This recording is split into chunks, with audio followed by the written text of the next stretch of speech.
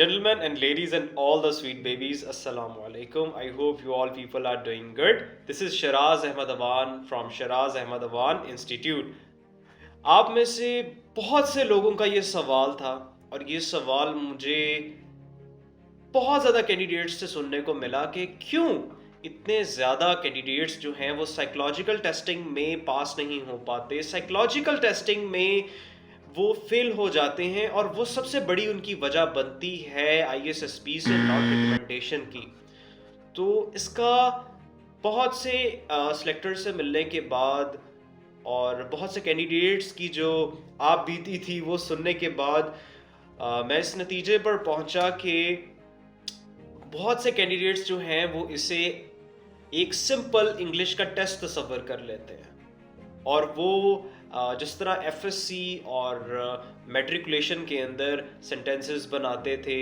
और स्टोरीज बनाते थे वो इसको वही तस्वर कर लेते हैं, जबकि ये तो एक पर्सनैलिटी का टेस्ट है और इसमें आपकी पर्सनैलिटी को जज किया जा रहा है और बगैर देखे आपको आपकी सिर्फ राइटिंग को देखते हुए, आपकी सिर्फ कंटेंट को देखते हुए एक साइकोलॉजिस्ट आपको जज कर रहा है। तो इसको अगर आप इंग्लिश का टेस्ट लेकर चलेंगे तो कैसे आप अपनी पर्सनालिटी को दिखा पाएंगे? तो सबसे बड़ी कैंडिडेट की गलती यहाँ पे ये रहती है। अब इसको मैं आपको एक छोटी सी आसान सी एग्जांपल की मदद से समझाना चाहूँगा कि ये कंसेप्ट होता क्या है और किस तरह आप इसको प्रिपेयर कर सकते हैं। फॉर एग्जांपल, एक पॉइंटर स्टोरी जो है वो बहुत ज़्यादा कॉमन है, बहुत ज़्यादा आ रही है कैंडिडेट्स को गुज़िश्ता आईएसएसपी के अंदर, और वो है ही won't hurt his parents but it was a matter of. यहाँ पे समझने वाली बात ये है कि साइकोलॉजिस्ट आपका माइंड पढ़ना चाह रहा है कि वो कौन सा ऐसा पॉइंट ऑफ कन्फ्लिक्ट है कि जिसमें आप पेरेंट्स के साथ या तो मसले में हैं या तो मसला रह चुका है इन पास्ट,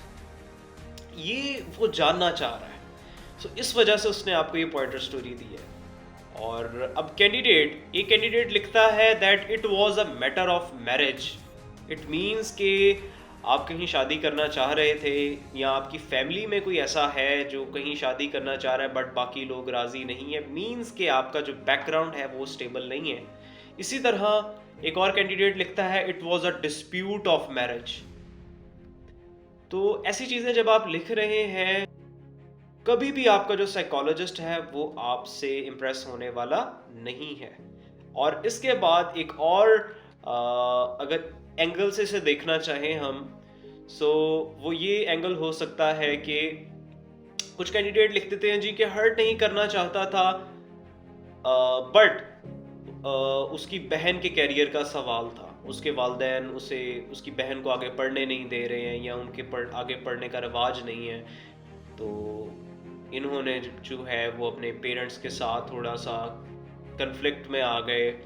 बट इन्होंने लास्ट के ऊपर अपने आप को हीरो बना लिया स्टोरी में कि जी मैंने अपने पेरेंट्स को राज़ी कर लिया और वो बहन पढ़ने चली गई। हीरो तो आपने लास्ट पे अपने आप को बना लिया, बट आपने अपने पेरेंट्स को यहाँ पे गंदा कर दिया कि आप एक ऐसी फैमिली से बिलोंग करते हैं जहाँ पे फीमेल्स को पढ़ने की इजाज़त नहीं है। तो इसको आप इस एंगल से समझने की कोशिश करें कि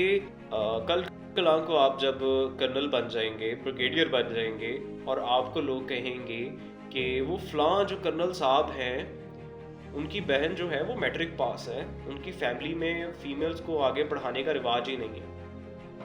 तो क्या फ़ौज की इज्जत और क्या एक अफसर की इज्जत रह जाएगी। तो कभी भी जो है वो ऐसा ना करें आईएसएसबी में जिससे आप जो है वो अपने ऊपर खुद कीचड़ उछाल रहे हो, अपने पेरेंट्स के ऊपर कीचड़ उछाल रहे हो कि वो जो है वो काफ़ी ज़्यादा नैरो माइंडेड हैं या काफ़ी ज़्यादा इस तरह की चीज़ों का शिकार है। तो ये कुछ कॉन्सेप्ट्स हैं जो कैंडिडेट को नहीं पता होते और वो अपनी बहुत अच्छी साइकोलॉजिकल टेस्टिंग को ख़राब कर बैठता है। तो इन्हीं चीज़ों को सिखाने के लिए I have made this institution Shiraz Ahmed Awan institute, and यहाँ पे आपको साइकोलॉजिस्ट, यहाँ पे आपको डिप्टी प्रेसिडेंट, यहाँ पे आपको जीटीओ जो कि ISSB के एक्स लेक्टर रह चुके हैं, हमने आपको प्रोवाइड किए हुए हैं ताकि आप यहाँ पे आएँ और यहाँ पे ISSB की अच्छी तैयारी कर सकें।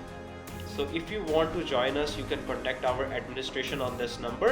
and you can also visit our website at www.shirazahmadawaninstitute.com और अपने ISSB के रिकमेंडेशन के चांसेस को ब्राइट बनाते चले जाएं। Thank you sir.